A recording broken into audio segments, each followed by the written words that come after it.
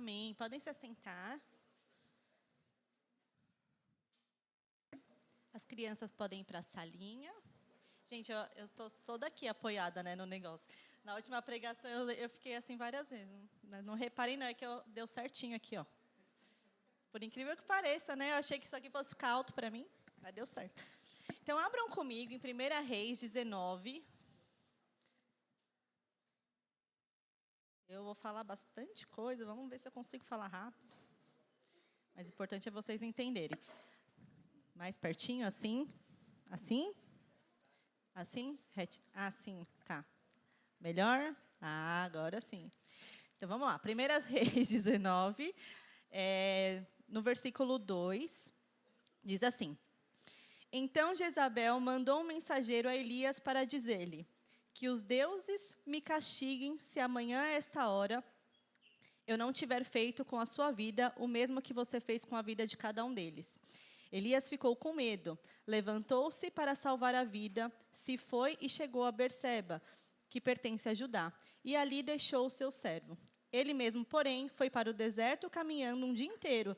Por fim, sentou-se debaixo de um zimbro, sentiu vontade de morrer e orou: Basta, Senhor, tira a minha vida, porque eu não sou melhor do que os meus pais. A gente vai falar um pouquinho sobre essa história de Elias. Eu vou passar 7 aprendizados, né, com essa história para nossas vidas. Então, nesse momento, foi um momento que Elias estava se sentindo com medo, né, porque estavam perseguindo ele, mais uma vez, não foi a primeira vez. E ele cansou, né, basta, né, eu não sou melhor do que meus pais e eu quero morrer. Né, ele deixou isso bem claro para o Senhor. Mas eu quero voltar como que ele chegou até esse ponto, tá? Então, a gente vai ler um pouquinho antes, agora lá em 1 Reis 18. A partir do 17. Amém? Diz assim: E sucedeu que, vendo Acabe a Elias, disse-lhe: És tu o perturbador de Israel? Então, Acabe era o rei, tá? Naquela época. Um rei que estava bem fora dos caminhos do Senhor, idolatrando outros deuses, e a mulher dele também, Jezabel. Então, Elias chegou, vendo Acabe a Elias, disse: És tu o perturbador de Israel? Né? Ainda chamou Elias de perturbador de Israel. E aí, então disse ele: Eu não tenho perturbado a Israel, mas tu e a casa de teu pai, porque deixaste os mandamentos do Senhor e seguiste a Balaim. Agora, pois, manda reunir-se a mim todo o Israel no Monte Carmelo, como também os 450 profetas de Baal e os 400 profetas de Azerá, que comem na mesa de Jezabel. Então Acabe convocou todos os filhos de Israel e reuniu os profetas no Monte Carmelo. Então Elias se chegou a todo o povo e disse: Até quando cocheareis entre dois pensamentos? Se o Senhor é Deus, segue-o. Se é Baal, segue-o. Porém, o povo nada lhe respondeu. Então, até aqui, né, a gente vê que Elias foi até Acabe e fez um desafio. Ele vai fazer ainda, ele vai falar. Primeiro ele mandou reunir todo mundo. Para quê? Porque naquele tempo Acabe sempre foi muito idólatra, e aí o povo também estava sendo idólatra, e Elias queria fazer um desafio, porque falou assim: ou Deus é Deus, ou Baal é Deus. Então, continuando lá no 22, ele fala: Então disse Elias ao povo: Só eu fiquei por profeta do Senhor, e os profetas de Baal são 450 homens. Deem-se-nos, pois, 2 bezerros, e eles escolham para si um dos bezerros, e dividam em pedaços. E o ponham sobre a lenha, porém, não lhe coloquem fogo. E eu prepararei outro bezerro, e porém sobre a lenha, e não colocarei fogo. Então, invocai o nome do vosso Deus, e eu invocarei o nome do Senhor. E há de ser que o Deus que responder por meio do fogo, esse será Deus. E todo o povo respondeu, dizendo: Essa palavra é boa. Então, esse foi o desafio. Ele mandou reunir todo mundo e falou: vamos fazer 2 altares. Só que ninguém vai pôr fogo. Vocês vão clamar pelo Deus de vocês para cair o fogo aqui, e eu vou clamar ao Senhor. E aí, o que tiver fogo é Deus. E o povo concordou. Aí no 25. E disse Elias ao profeta de Baal: escolhei... Opa, aqui já foi, né? Não, tá certo. Escolhei para vós um dos bezerros e preparai o primeiro, porque sois muito, e invocai o nome do vosso Deus, e não lhes porá fogo. E tomaram o bezerro que lhe dera, e prepararam, invocaram o nome de Baal, desde a manhã até ao meio-dia, dizendo: Ah, Baal, responde-nos. Porém, nem havia voz, nem que respondesse, e saltavam sobre o altar que tinham feito. E sucedeu que, ao meio-dia, Elias zombava deles e dizia: clamai em alta voz, porque ele é um Deus. Pode ser que ele esteja falando, ou que tenha alguma coisa que fazer, ou que intente alguma viagem, talvez ele esteja dormindo e despertará. E eles clamavam em altas vozes e se retalhavam com facas e com lancetas, conforme ao seu costume, até derramarem sangue sobre si. E sucedeu que, passado o meio-dia, profetizaram eles até a hora de se oferecer o sacrifício da tarde. Porém, não houve voz, nem resposta, nem atenção alguma. Então, nós vemos lá que eles ficaram lá clamando por Baal, né? E aí o Elias já começou a zombar, falar: talvez ele não esteja ouvindo, talvez ele esteja dormindo, né? Ou está viajando, está muito ocupado, né? E eles continuaram lá, gritando mais alto, começaram a se cortar, né? Porque já era de costume fazer isso. E passou o meio-dia, que era até o prazo que era para ser, nada, e eles foram até a tarde e nada. E aí no versículo 30, então Elias disse a todo o povo: chegai-vos a mim. E todo o povo se achegou a ele e restaurou o altar do Senhor que estava quebrado. E Elias tomou 12 pedras, conforme ao número das tribos dos filhos de Jacó, a qual veio a palavra do Senhor, dizendo: Israel será o teu nome. E com aquelas pedras edificou o altar em nome do Senhor. Depois fez um rego em redor do altar, segundo a largura de 2 medidas de semente. Então armou a lenha, dividiu o bezerro em pedaços e o pôs sobre a lenha. E disse: enchei de água 4 cântaros e derramai sobre o holocausto e sobre a lenha. E dize: fazei-o segunda vez. E o fizeram segunda vez. E disse ainda: fazei a terceira vez. E o fizeram a terceira vez. De maneira que a água escorria ao redor do altar, e até o rego ele encheu a água. E sucedeu que, no momento de ser oferecido o sacrifício da tarde, o profeta Elias se aproximou e disse: Ó Senhor Deus de Abraão, de Isaque e de Israel, manifeste-se hoje que tu és Deus em Israel, e que eu sou o teu servo, e que conforme a tua palavra fiz todas essas coisas. Responde-me, Senhor, responde-me, para que este povo conheça que tu és o Senhor Deus, e que tu o fizeste voltar ao seu coração. Então caiu o fogo do Senhor, e consumiu o holocausto, e a lenha, e as pedras, e o pó, e ainda lambeu a água que estava ao rego.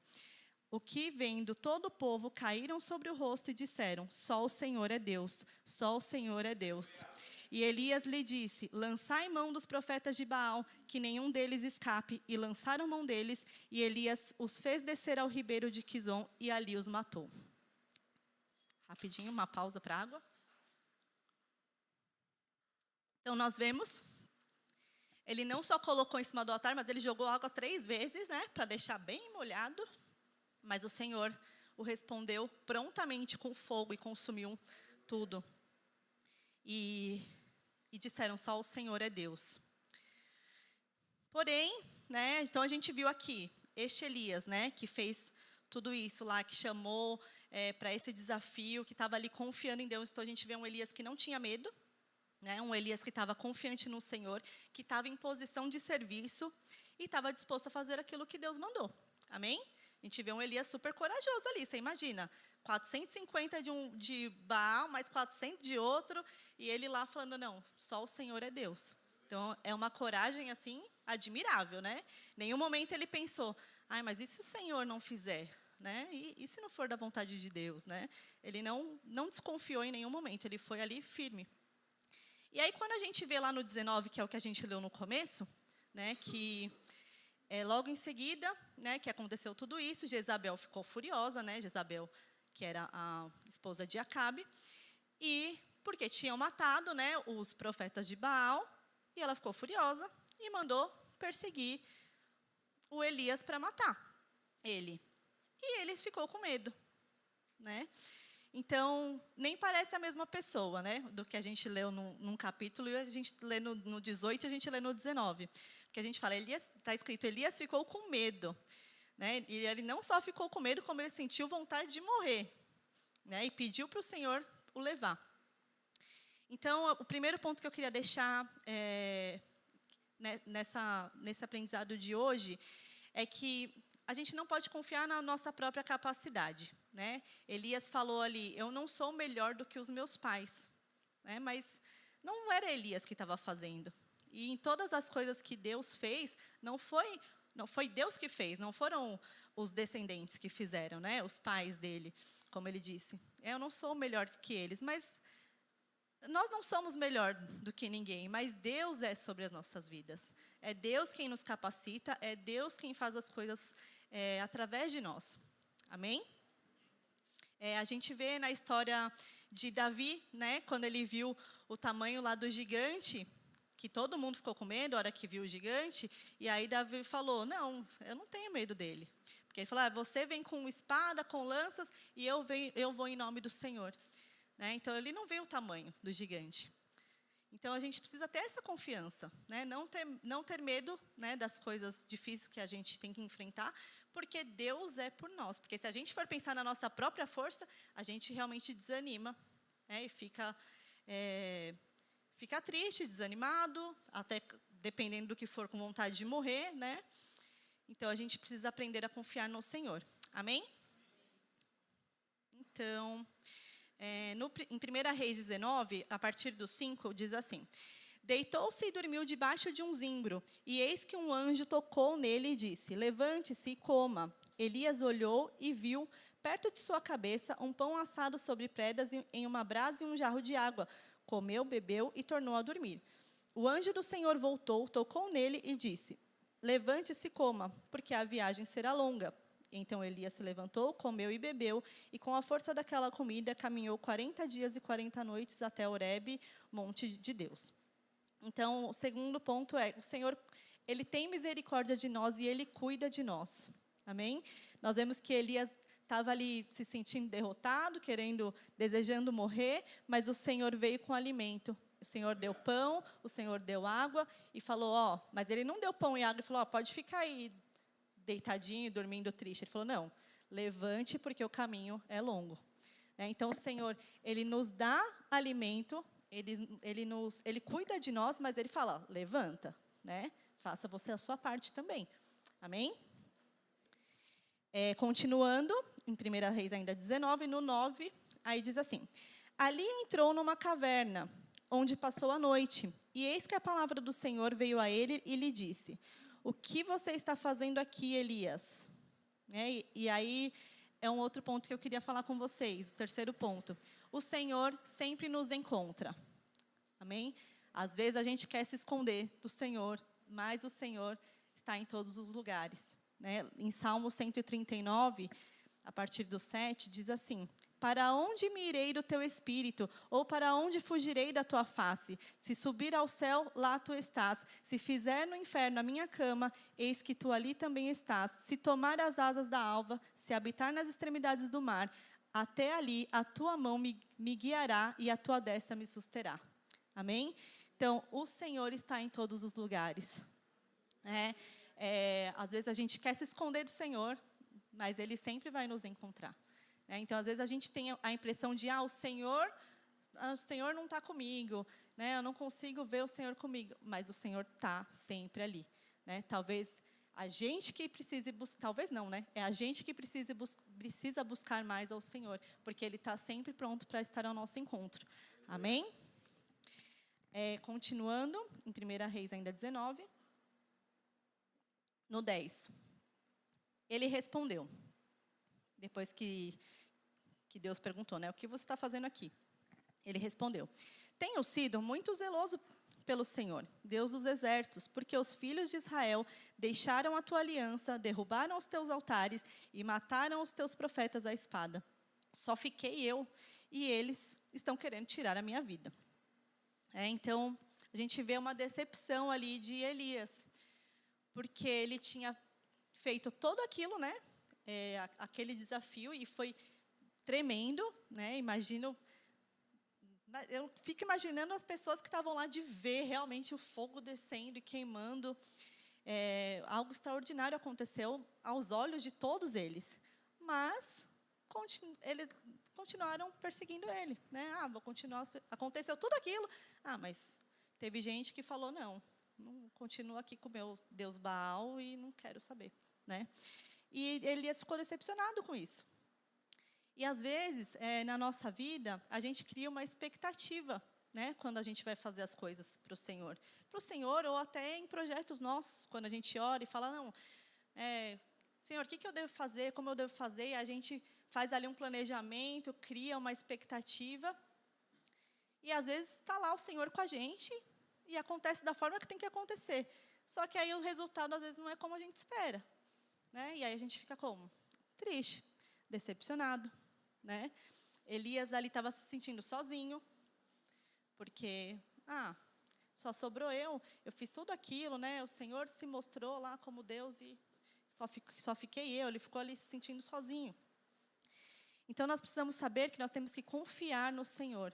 O que Ele colocar na nossa mão para nós fazermos, nós vamos fazer. O resultado daquilo é o Senhor quem sabe, né? E o que cabe a nós fazer o que? Qual que é o próximo passo, Senhor? Né? O que eu devo fazer agora? Né? Porque, às vezes, a gente se decepciona a ponto de não quero mais fazer nada, né? Vou ficar aqui triste, não vou mais fazer nada porque não tem resultado, porque toda vez eu faço e eu não vejo acontecer. Mas, quando nós fazemos as coisas para o Senhor, Ele é quem está à frente. E Ele é quem vai dar o resultado. Né? Talvez a gente não consiga ver, mas o Senhor vê além dos nossos olhos. Amém? Então, que as nossas expectativas sejam só em confiar no Senhor. Né? Que a gente esteja focado em confiar nele e fazer aquilo que Ele está pedindo para nós fazermos. Amém? Glória a Deus. Aí, continuando lá no 1 Reis 19, no 11. Então, foi-lhe dito, sai daí e fique diante do Senhor no monte. Eis que o Senhor estava passando, e um grande e forte vento fendia os montes e quebrava as rochas diante do Senhor. Mas o Senhor não estava no vento. Depois do vento houve um terremoto, mas o Senhor não estava no terremoto. Depois do terremoto veio um fogo, mas o Senhor não estava no fogo. E depois do fogo veio um som de um suave sussurro. Enquanto Elias ouviu isso, cobriu o rosto com o manto e, saindo, pôs-se à entrada da caverna. Eis que veio uma voz e lhe disse, o que você está fazendo aqui, Elias? E ele respondeu, tenho sido muito zeloso pelo Senhor, Deus dos exércitos, porque os filhos de Israel deixaram a tua aliança, quebraram os teus altares e mataram os teus profetas à espada. Só fiquei eu, e eles estão querendo me tirar a vida. Então o Senhor disse a Elias, volte ao seu caminho para o deserto de Damasco, chegando lá, unja Hazael como rei da Síria, unja também Jeú, filho de Ninsi, como rei de Israel, e Eliseu, filho de Safate, de Abel, Meolá, como profeta em seu lugar. Quem escapar à espada de Hazael, Jeú o matará, e quem escapar à espada de Jeú, Eliseu o matará. Então, o Senhor, Ele sempre vai nos encorajar. Amém? Porque quando nós estamos lá parados, tristes, pensando que nada dá certo, o Senhor vai ao nosso encontro e fala, sai daí, né? Eu tenho planos para você. Eu tenho algo maior para você. Né? E Elias ficou ali só perdendo tempo. Ele fez um caminho que não era para fazer, porque Deus falou, volta o caminho. Então, ele só perdeu tempo, sendo que ele já poderia estar lá fazendo o que o Senhor gostaria que ele estivesse fazendo, estivesse posicionado. Quando a gente fica muito decepcionado, a gente perde a nossa posição. A gente não quer mais estar na posição de servir. Né? Porque, eu não sou capaz, muitas vezes a gente pensa, não sou capaz, ou nada do que eu faço dá certo, ou eu já fiz muito e não acontece como eu gostaria que acontecesse. Mas o Senhor, Ele quer que nós nos posicionemos. E não perdemos tempo, para nós não perdermos tempo em fazer aquilo que Ele deseja que nós façamos. Né? Elias ia fazer algo muito importante, ele ia ungir um rei e um profeta que eles iriam matar né, todo aquele povo idólatra. Então, era algo muito importante. E ele estava querendo morrer, né? Ou seja, se ele morresse, quem que ia ungir, né? Como que ia ser? Ele tinha um papel muito fundamental e importante. E ele não estava vendo. Ele estava ali se sentindo triste, sozinho. Então, o Senhor sempre tem algo muito bom para nós. Ele sempre tem algo bom para nos entregar. Ele sempre tem planos maravilhosos para nos dar. Mas nós precisamos estar dispostos e em posição para fazer. Amém? Glória a Deus.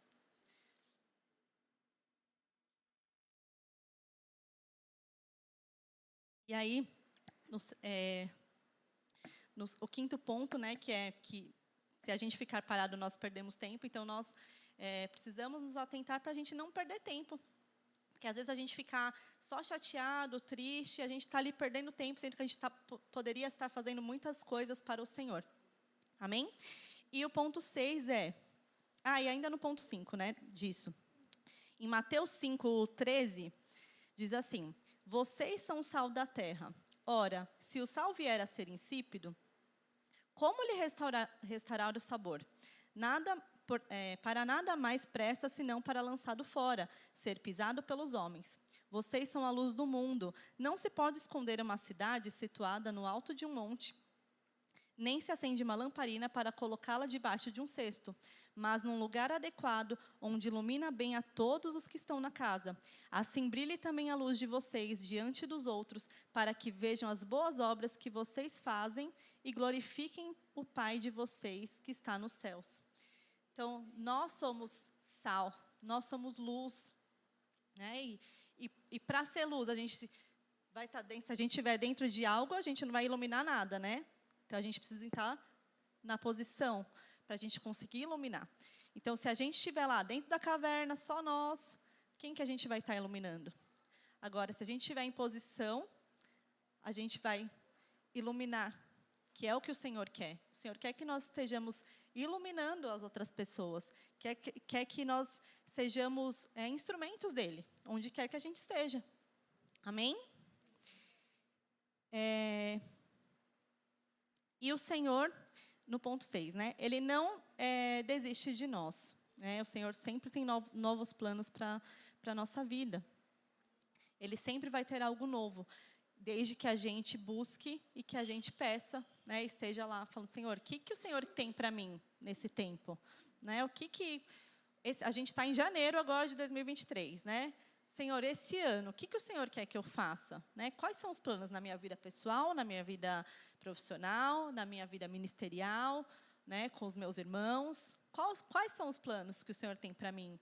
Né? Não sei quantos já fizeram essa pergunta para o Senhor esse ano, mas faça. Né? Deixe o Senhor responder. Se coloque à disposição para você ter um novo tempo este ano com o Senhor. Amém? Aí, continuando lá em Reis ainda, né, 1 Reis 19, no 18, diz assim, o Senhor dizendo, né, também conservei em Israel 7.000, todos os joelhos que não se dobraram a Baal e toda a boca que não beijou. Então, Elias estava lá se sentindo sozinho, né, falou: só sobrou eu. Não, não só sobrou você, não, sobrou 7.000, olha só, né? Só que ele estava achando que ele estava sozinho, né? Então, ele estava lá chateado, triste, estou eu aqui sozinho. Mas tinham mais 7.000, que provavelmente também estavam tão indignados quanto ele, de ter visto tudo o que aconteceu e ainda as pessoas não seguiram o Senhor e continuaram servindo a Baal. Né? Então, assim, nós não estamos sozinhos. Amém? Nós não estamos sozinhos. Nós temos os nossos irmãos, nós temos pessoas da nossa família, nós temos muitas pessoas com quem contar, com quem também ajudar, né? Porque nós somos um corpo. Amém? Então, muitas vezes a gente acha: estou sozinho, ninguém me ama. Né? Irmãos, nós não estamos sozinhos. Primeiro, porque o Senhor nunca vai nos abandonar. E segundo, porque nós somos um corpo. Amém? A igreja é um corpo justamente para a gente ter essa comunhão, para a gente poder contar uns com os outros, poder ajudar uns aos outros. Amém?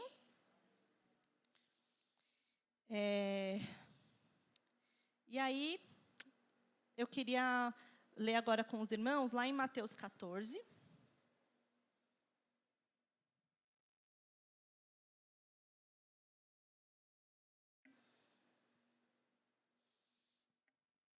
Diz 14, 22. Diz assim: logo a seguir, Jesus fez com que os discípulos entrassem no barco e fosse adiante dele para o outro lado, enquanto ele despedia as multidões. E, tendo despedido as multidões, ele subiu ao monte, a fim de orar sozinho. Ao cair da tarde, lá estava ele só. Entretanto, o barco já estava longe, a uma distância da terra, açoitado pelas ondas, porque o vento era contrário.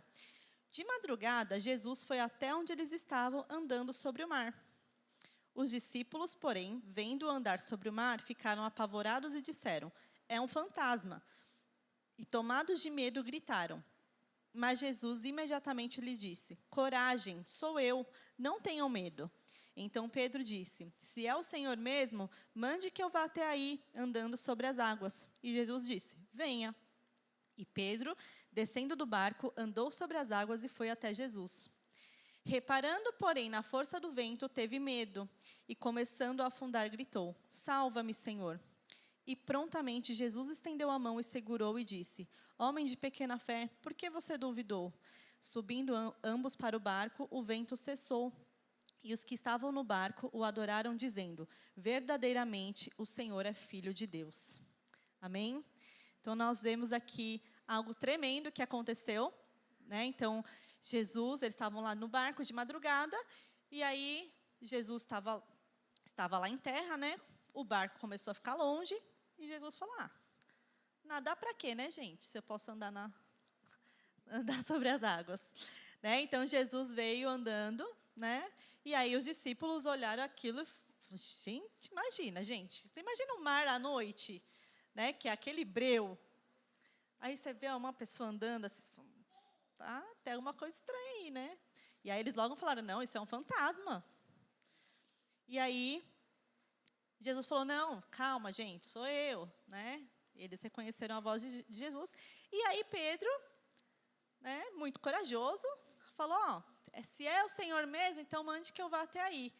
Né? Então é interessante porque ele espera o Senhor falar: venha. Né?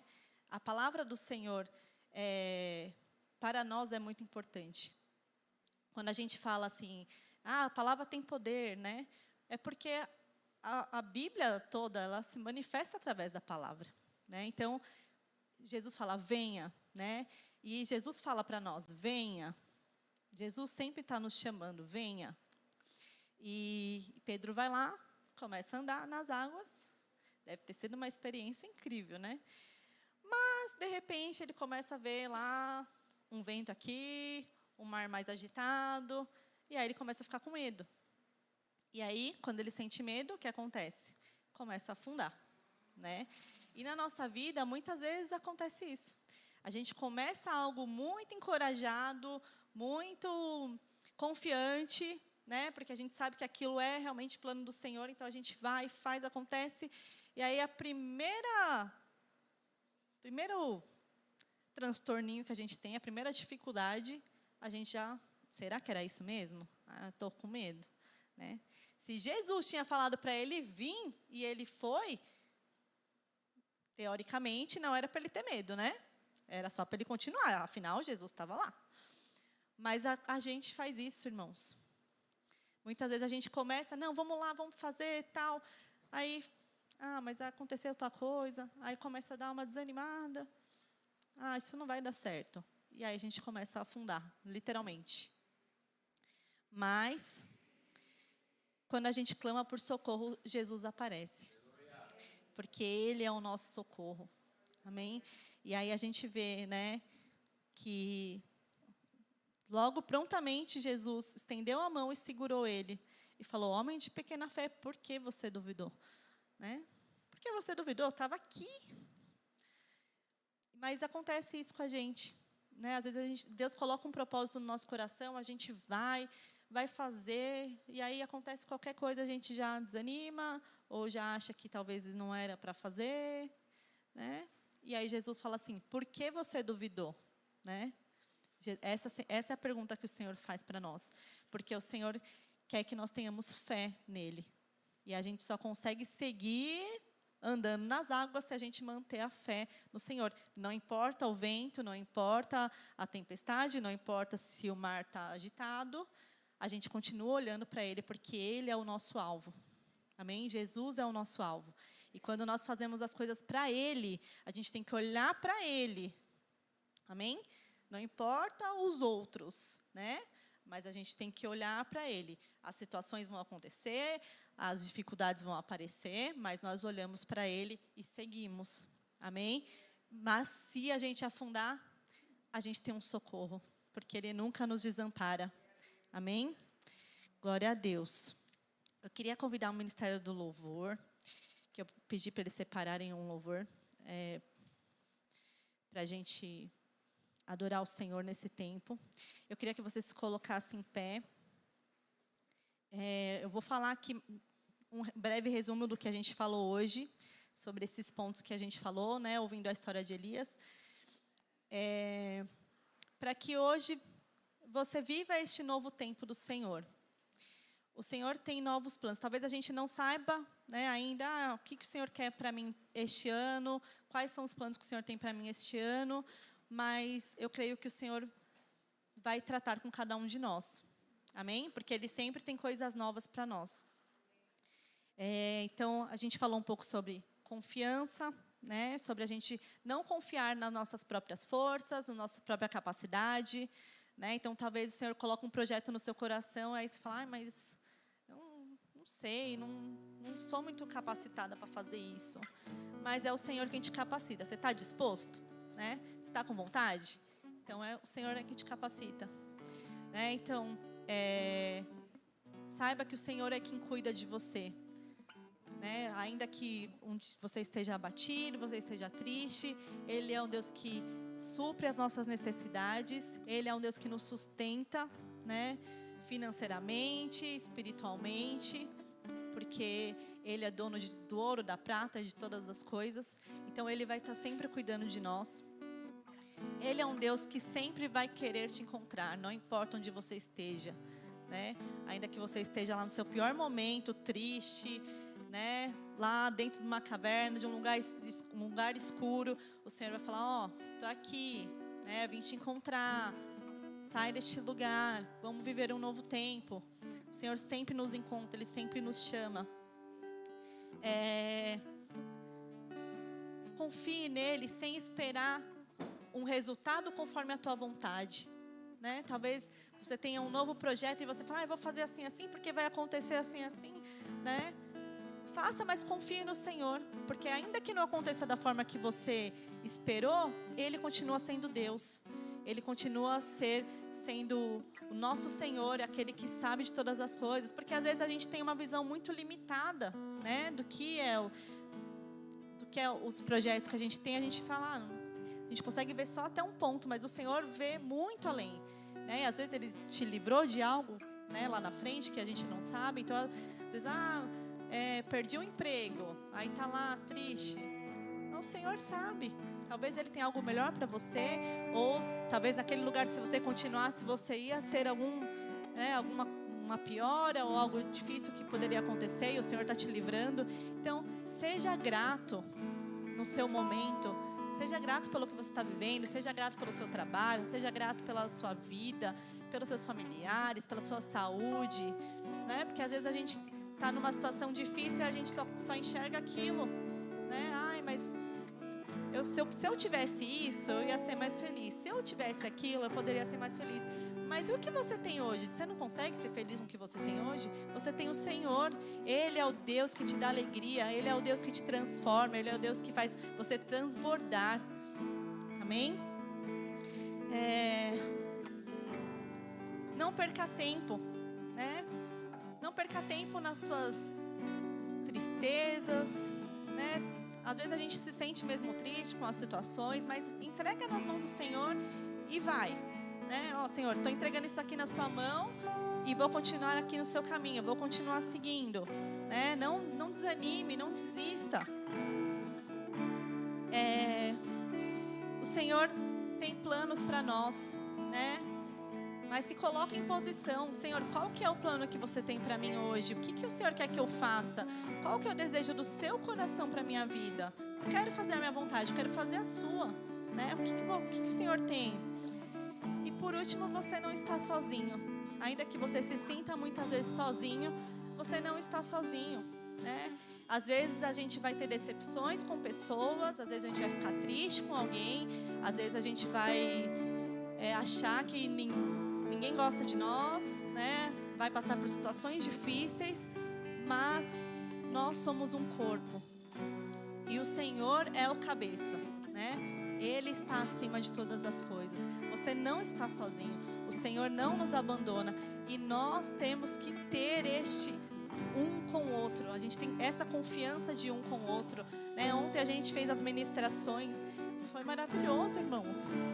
A ministração é algo tão íntimo das pessoas, né? E as pessoas confiarem em nós para fazermos esse papel é algo tremendo, é algo maravilhoso. E é libertador. Porque quando a gente guarda isso para nós, a gente não consegue muitas vezes resolver as coisas sozinho, né? Mas a gente tem alguém que fala, olha, te orientando, olha, essa situação, faz isso, tenta isso vai ser melhor, né? Por isso que nós somos um corpo. Nós precisamos ter essa confiança um no outro, essa comunhão, este amor, este carinho, esse cuidado uns com os outros. É importante para que a gente não se sinta sozinho. Porque às vezes a gente está sozinho, mas a gente não faz a nossa parte. A gente fica lá isolado. Mas o Senhor quer comunhão. Amém?